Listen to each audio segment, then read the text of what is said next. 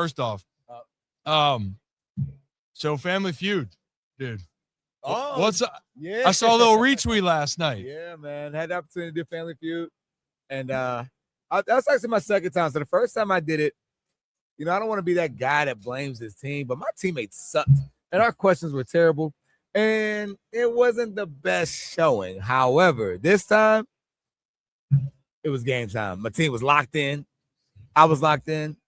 And I was able to live my childhood dream of doing well and have an opportunity to make it to Fast Money. So do we know the teammates for this one? Or that's going to be coming out soon? I mean, it was already out. It aired now. So who got the best because we working? But I had who was on our team? We had Von Miller, we had Jalen Ramsey, Rondé Barber. I'm missing somebody else who was really good that was right next to me. So they were excelling. They were good. Our whole team was good. Damn, look at that. Now the first time, Warren Sapp. So who was bad on the first round? The first time I went, yeah, we had Vince Wilfork.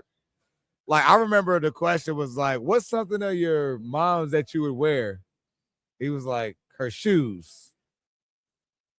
And I was like, Vince Wilfork, Google what he looks like and picture him in some shoes. But we had some really bad answers. Overall, we were just bad. We was a bunch of older guys having fun. And we did raise money for a great cause, but we were just terrible. Yeah, well, you know what? That's all that matters. Raise money, but you're a competitor, so I know that's how you rock and roll. Game night at the Smith House is serious. Yeah. Hey, okay. So, are you Coach Smith right now because of the Pro Bowl? Yes. Technically, I feel like I'm Coach Smith all the time now. Like at this point, when I see kids and stuff around the city, they don't talk. They don't even remember me playing for the Ravens. They're like, "Oh, he coaches for Level 82." So I'm officially just Coach and TJ's dad. Okay.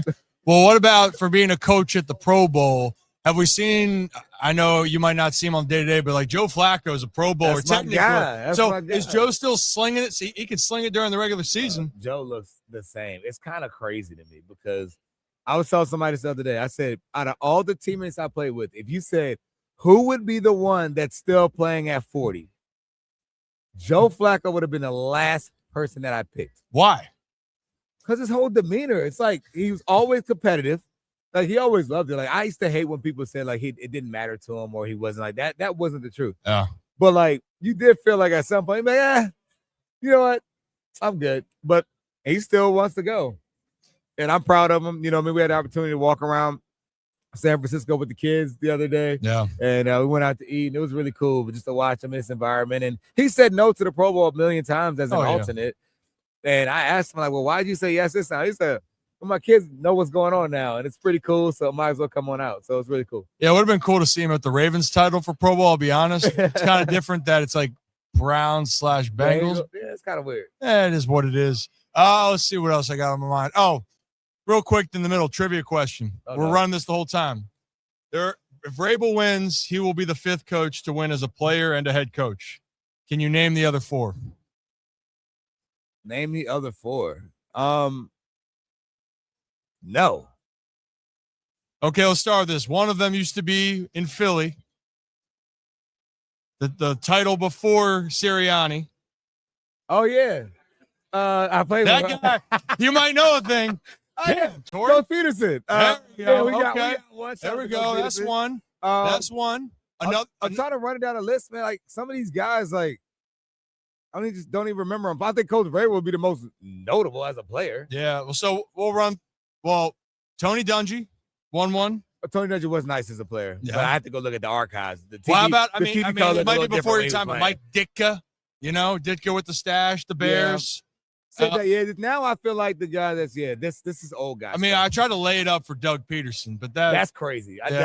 Tom Flores was the other one. I think Coach Peterson as a high school coach completely forgot he was the whole quarterback of this.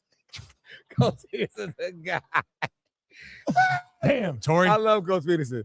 He's great. You know what? You were the test for this, by the way. So we'll see how other people fare. So far, you set the bar. It's not very high. We are at the floor. Yes. We talked. Actually. But you know what you didn't do? What did I not do? I hit your putter last year, first shot. Okay. Yeah. Okay. Time out. So you hit the putter. We actually have it. We also hit the putter. Remember that time you're going to come on 3 times during the year? I came on. No, you didn't. Not 3 times, though. I know you didn't. We came on once. Hey, my schedule's free now. Hey, remember, it's after the season. It's always the same thing. So you're about to get your podcast going. So you see what I mean? You can cross-platform. We can promote, which you're starting up next week, by the way. Yeah, let's do it. But you're starting up your I one. am starting up next week. Yes, I am. Yeah. But you're in Baltimore. So here's the thing about it. Okay. You guys don't see all the hard work that goes into the production of the Ryan Ripken show. Thank you. And sometimes they work so hard that they work at hours that us with little kids have activities going on. So it's kind of hard to make the schedule when you got to go to a practice. But if we do it in the morning, I got a good shot. Okay, can I write that down? I'm going to write that down. Morning, Torrey, I'll bring the gridiron golf. We can do it. Okay, fair enough. That's a bet. You got my word right there. Hey, 2 things with the time. So I don't know if you noticed yesterday there was a earthquake. Yeah. So do you remember this moment? I knew it was. Time out. Let's go back to the beginning here. Hey, look, I know when there's been an earthquake when I just start getting texts with that video. I walked downstairs and they were like, someone was like, "Did you feel that?" I was like, "No, I didn't feel it." They were like, "Yeah, I think we just had an earthquake." And the crazy thing about it, this same hotel I stayed in, it was like my first year in San Francisco. We decided to stay down in the city for the night. We stayed at that hotel. There was an earthquake at like 1 a.m. I didn't feel it. But my aunt calls and is like, "Hey, wakes up out of her sleep. Did y'all feel that?" I was like, "No. I think there was just an earthquake." Like, whatever. You're tripping. Go back to sleep.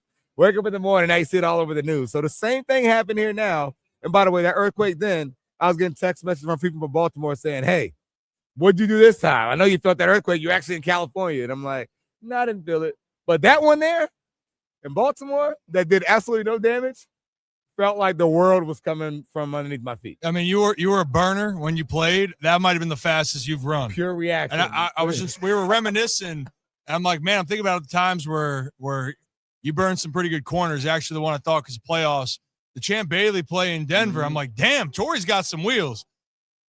Earthquake Torrey might be on a different level though, man. Hey man, they say fear gets you rolling. So that fight or flight, that was pure flight. My heart, my eyes. I remember, like, even when I was talking, you can't see it all the way. My eyes had to have been this big. Yeah. Talking to Chad still. Like, did y'all feel that? Like, the funniest thing about it is they're like, "Where are you going? You're outside." I was like, well, I didn't, that feeling had no idea. But the funniest part was turning around because you're at that near that area. If anyone that's ever been to Ravens training camp, there's that area at the top of the hill. That's kind of where we were. And then all of a sudden you see all these dudes just go sprinting outside of the building because of the earthquake. And so that visual is something that'll stick with me for a long time. It's going to stick with me for a long time too. Hey, speaking of Baltimore beating Ravens, all this is big change recently. Just quick thoughts on all of it. Jesse Minter, obviously there's a connection there. Weave's coming back now as a D coordinator. There are going to be some fresh blood, new faces, new voice. Your thought a little bit on it, just because there's still the Ravens imprint. There's still the fingerprints of keeping I want to say that the people, the continuity and there's familiarity. But 18 years, they haven't had a different head coach. Yeah. Kind of your thoughts on the change. Man, I feel like, and it's important for the folks in Baltimore to understand this, that the head coach is a CEO, right? He's the guy that casts the vision for the team. He's the guy that people have to believe in and trust in. Everyone that I know from San Diego loves him. Yeah. Right. So he has the ability to lead.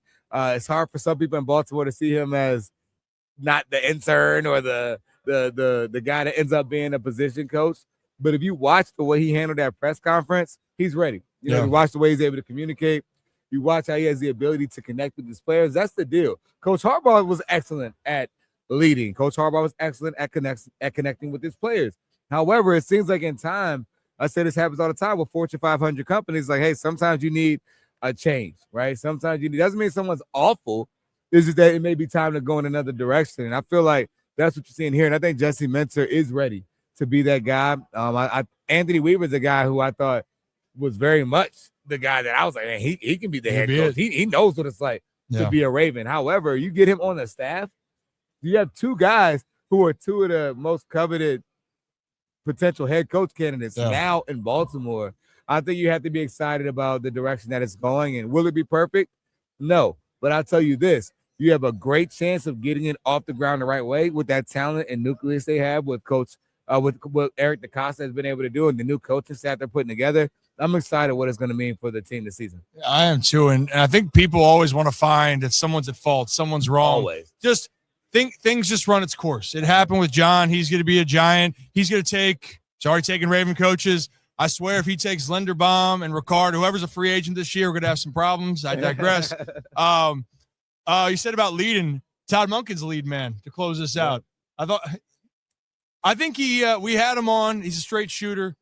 I think I wasn't surprised at all by it. Yeah. One, it seems like no one in the world wants to take the Cleveland job, right? So it seems like a lot of the younger guys weren't going to do it. So because of that, you're going to have a veteran who was looking forward to having that opportunity. I had the opportunity. Coach Harbaugh let me shadow the team for a week, and I watched Coach Monken lead a meeting. Yeah. And I watched how he communicated. Now I'm like, and I literally walked to him after the meeting. I'm like, dude, you can be a head coach.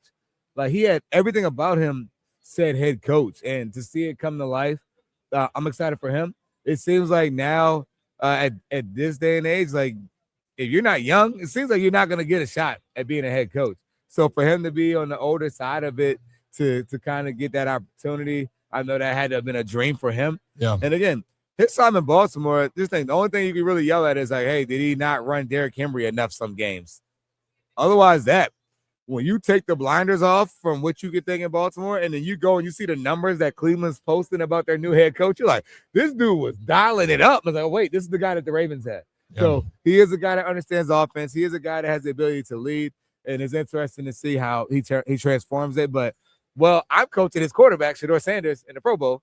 I know he's excited. He's been asking a lot of questions about coach from all the Ravens guys, and I hope he does well, but just not well enough to be better than the Ravens. Yeah, he's been good. He can be good the other 15 games. The two he can't. Todd's also a great marriage counselor. If you ever had any issues, I got married. He told me, one, I found out he's almost 60, so you're right, older coach, first head coach. Thought I was 42. Do you know how old I am? No. Do you want to take a guess before we let you out of here? Be careful with what you say. 39. Damn, dude. 32 is good. I'm still younger 30s. How old are you? 32. You're younger than me? No, you ain't 32. You're 30. I just turned 30. How am I? 36 or 37? Wait a minute. You killed me. I just turned dude. 37, bro. Okay. You know, Torrey, it's great to see you. Where besides that, because I gotta get you out of here. 32. I know. Is it my maturity? There's no way. No way you're 32. No way. Angela, you hearing this? This is abuse right here. Is he 32? I'm 32. Why do you think I'm not 32? Do you want the answer? Yeah. The hairline. The facial hair. You got the little 5 o'clock shadow. If the shadow was a little bit, if you went bald. Yeah, go ahead. You would look younger than 32. I don't know if I feel good about that at all. I still like you sometimes. We will have you on. Your quota of joining 3 times, you didn't reach that. Not once, not twice, not 3 times. All but right. We know morning works for you. Yeah, and morning being a big morning window between 9 and 3. That's a big window. Well, okay, I'm right. Angela, we're gonna write that down. I'm telling you, y'all here, it's on video. 9 and 3. We had this talk last year. Yes. And you call me in the evenings. No. Hey, you know what, Torrey? I appreciate you, man. Before I let you out here, Coach Smith. I got you. Pro Bowl Coach Smith. Where else can people find everything you're doing? Right here on the Ryan Ripken Show is where I'll be hanging, you know. Hanging out. You know, we're in Baltimore. Not hard to find, man. You can find Ryan. I won't be too far away from him unless it's after 5 o'clock, which is when I like to get summoned in. But, you know, we're in Baltimore. You can find social media-wise at Torrey Smith WR, but also our nonprofit work with Level 82 is level82.org. And I'm excited to get back on the Ryan Ripken Show. The 32-year-old Ryan Ripken Show. All right, cut it. I'm done. Get out of here, Torrey.